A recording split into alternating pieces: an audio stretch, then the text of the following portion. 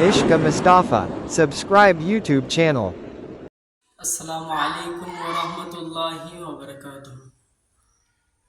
সম্মানিত দর্শক শ্রোতা, রাসূলুল্লাহ সাল্লাল্লাহু আলাইহি ওয়াসাল্লাম হাসনাইন করিমাকে কতটুকু ভালোবাসতেন তার নমুনা স্বরূপ একটি হাদিস তুলে ধরছি। আন আব্দুল্লাহ ইবনে বুরাইদা আন আবিহি রাদিয়াল্লাহু তাআলা আনহু ক্বাল কানা রাসূলুল্লাহি সাল্লাল্লাহু আলাইহি ওয়াসাল্লাম ইয়াখতুবুনা ইয জাআ আল হাসান ওয়াল হুসাইন রাদিয়াল্লাহু তাআলা আনহুমা আলাইহিমা কামিসান আহমারান ইয়ামশিয়ানে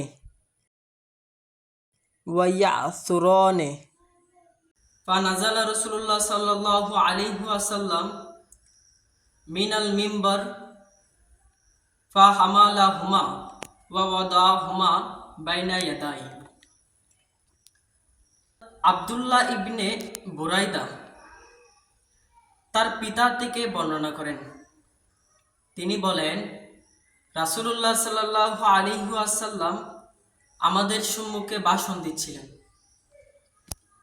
এমত অবস্থায় হাসান ও হুসাইন রাদিয়াল্লাহু তাআলা আনহুমা এলেন। তাদের গায়ে দুটো লাল জামা ছিল।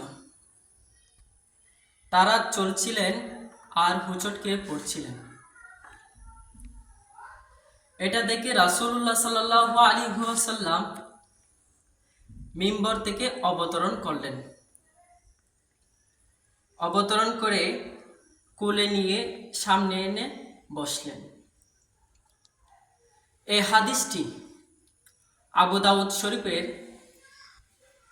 1109, তিরমিজি শরীফের 3774, নাসাই শরীফের 1413, ইবনে মাজা শরীফের 3600, মনসুদে আহমদে 22995 নম্বর হাদিস। আমাদের পঠিত শব্দবলী তিরমিজি শরীফের।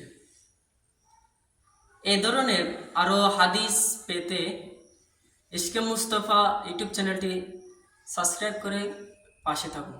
ধন্যবাদ।